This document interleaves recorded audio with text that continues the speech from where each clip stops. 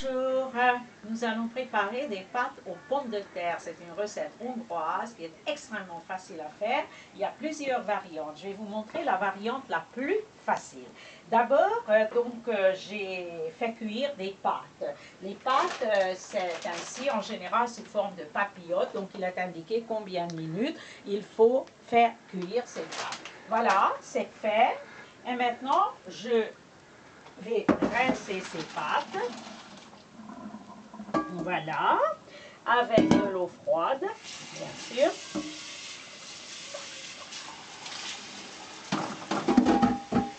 Et puis, je vais tout simplement verser ces pâtes, après avoir égoutté l'eau, dans un récipient en verre.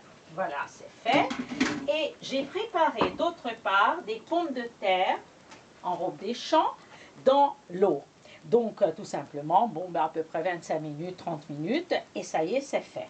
Après, j'épluche ces pommes de terre, j'en ai déjà épluché. Ça dépend, la quantité, c'est en général 350 grammes de pâte et 4 pommes de terre qu'on fait cuire. Mais là, j'en ai fait plus, donc les pâtes vont rester pour autre chose éventuellement. On va voir. Alors, donc, voilà, on a épluché. On met les pommes de terre ensemble et puis on va les écraser. Ça va très très vite avec une fourchette. Voilà. On ajoute du sel. Et on ajoute éventuellement, c'est pas obligatoire, un peu d'huile. Voilà. On mélange le tout, c'est suivant le goût. Hein. On peut remplacer l'huile par du beurre ou autre chose. Et maintenant, on va mélanger ces pommes de terre avec les pâtes.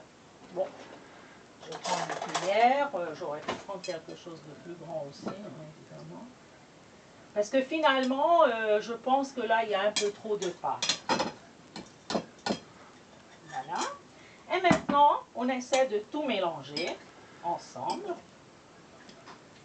En principe, c'est prêt. On va ajouter encore du sel si c'est nécessaire.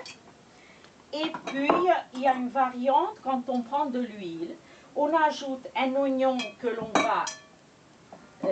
va couper en petits morceaux ou bien hacher. Éventuellement de l'ail, mais bon. Et donc, on fait revenir l'oignon. Après, on enlève la casserole. Avec l'oignon et l'huile, on ajoute le paprika toujours hors du feu parce que sinon ça va brûler. Après, on mélange le tout, on mélange avec les pâtes pareil qu'ici, sauf qu'on ajoute encore du poivre si on veut.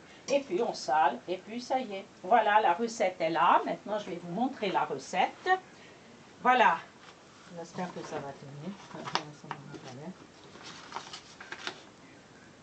Voilà la recette telle que je l'ai marquée.